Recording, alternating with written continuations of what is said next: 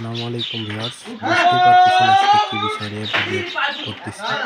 তো এই বিমগুলো আমরা কিভাবে চেঞ্জ করি দেখাচ্ছি। এই যেগুলো সব বিম অপসারণ করে নিয়েছি। পুরা ছাদটাই ভেঙে ফেলছি। আমরা জাস্ট এই যে ওয়ালগুলো, এই ওয়ালগুলো টাকচারগুলো ভালোভাবে রেখে দিয়েছি। আর এই বিমগুলো আমরা উঠাচ্ছি। তো এই বিমগুলো আমরা উঠানো খুব একটা সহজ ব্যাপার না। এটাকে আসলে শক্তি দিয়ে কাজ হবে না। এটাকে আপনার কায়দা করে উঠাতে হবে। তো এগুলোতে অনেক পরিশ্রম আর একটা করে বিম ১৫-১৬ মণ করে ওজন। আর এটাকে ধরেন আপনার বিল্ডিংটা না ভেঙে এটাকে উঠানো কম কথা না। আর এটা লোহা কাঠ। আসলে কাঠের সম্পর্কে যারা বুঝে কেমন ওজন হবে, এটা শুধু তারাই বলতে পারবে। এটা এত ওজন, এটা আসলে কায়দা ছাড়া কোনোভাবেই সম্ভব না। তো এই দেখুন আমরা হচ্ছে এই কাঠটা উঠায় ফেলাইছি। তো এইটাতে ৮ টা কাঠ সেট হবে। এই হচ্ছে লোহা কাঠের বিম। তো এটাকে আসলে আমরা আস্তে করে কাজ করতেছি। কারণ একটা যদি কোনো রকম দুর্ঘটনা ঘটে, তাহলে এটার দায়ভার কেউ নিবে না। আর এটাতে যে কি পরিশ্রমিক কাজ, এটা আসলে যারা কাজের সাথে এই চুন-সুরকির কাজের সাথে যুক্ত, তারাই একমাত্র বুঝতে পারবেন। এই যে কাজগুলো আমরা করতেছি দেখেন, এক মাথা ভিড়াতেই দেখেন ৫-৬ জনার লাগতিছে, তাও পারতিছে না। তো আসলে এগুলো কাঠের ব্যাপক ওজন।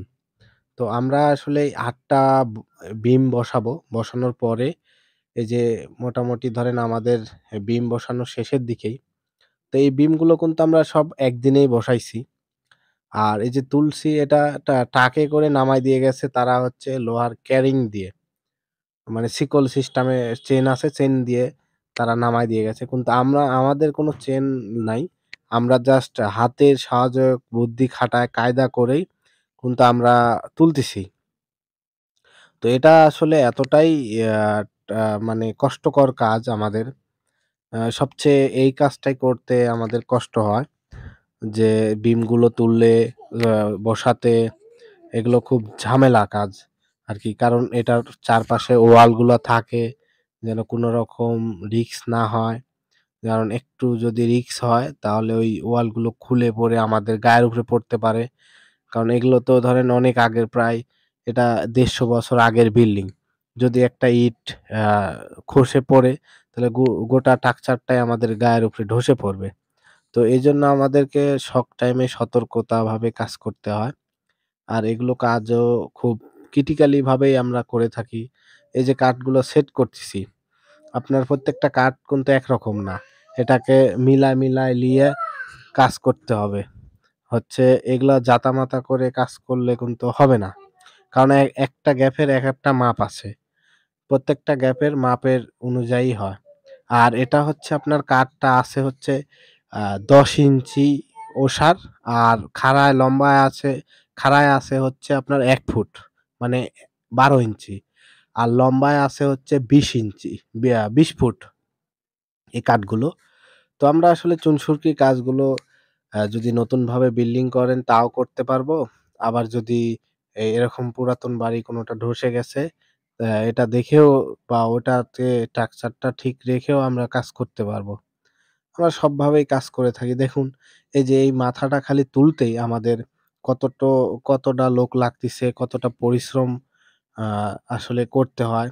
যে আপনারা আসলে ভিডিওর মাধ্যমে বুঝতে পারতেছেন যে আমাদের কিভাবে বুদ্ধি খাটায় বা কায়দা করে কাজ করতে হয়। আমরা যদি এটা ভাঙে করি তাহলে এটাতে আরো দ্বিগুণ টাকা খরচ যাবে। আর আর এটার ঐতিহ্যটা নষ্ট হবে। যেহেতু এটা একটা আ ঐতিহাসিক আমাদের নিদর্শন, আমাদের এই বিল্ডিং এর কাজ। তো সেই ক্ষেত্রে আমরা এটাকে এইভাবেই কাজ করতে হচ্ছে। কারণ আমাদের পুরাটা ভাঙার কোনো নির্দেশনাও নাই বা ভাইঙ্গে করলেও তো আমাদের ইয়াটা নষ্ট হয়ে যাবে। ম্যানেজমেন্ট বা বিল্ডিং এর অ্যা আসল রূপটাই নষ্ট হয়ে যাবে। ছাদটা রাখা যাইত কিন্তু ছাদটা ধসে পড়ে গেছিল। এক্ষেত্রে রাখা যায়নি। এজন্য আমরা নতুনভাবে এই বিম বর্গাগুলো চেঞ্জ করতেছি। যে আমাদের আসলে কাজগুলো এই ধরনেরই কাজ করে থাকি। আমাদের সকল ধরনের ডিজাইন বা এই যে এগুলো কাজ করে থাকি আমরা। আ দেখুন কিভাবে বিমের দড়ি সাহায্য করে উপরেও একটি প্রেশার নিচ্ছি, নিচেও রাখছি। আবার এখানে ধরেন ৬ জন আমরা ধরছি। যে তাও এই বিমটা যেন ভালোভাবে কারো কোনো ক্ষতি না হয়। তো এইভাবে আসলে খুব সাবধানতা নিয়েই আমরা আমাদের কাজ করতে হয় এই বিমগুলা তুলতে। এই বিমগুলা তোলার পরে জাম দেওয়ার পরে আমরা হচ্ছে এটাকে করব। আপনার হচ্ছে বর্গা কেটে সাইজ অনুযায়ী আমরা বর্গা দিব। এই যে আমাদের সবগুলো লাগানো শেষ, এই উঠানো শেষ আরকি এই বিমগুলো। ৮ টা বিম আছে। আর এগুলোর গাঁথনির যে গ্যাপটা দেখতেছেন, এই গ্যাপগুলো আমরা পুরাপুরি ঢালাই করে দিব আবার। নতুনভাবে গেঁথে দিব।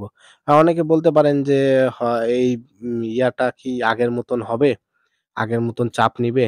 হ্যাঁ, আমাদের এটা আগের মতনই চাপ নিবে। আমরা সেভাবেই কাজ করব যেন কোনো রকম ক্ষতি না হয়।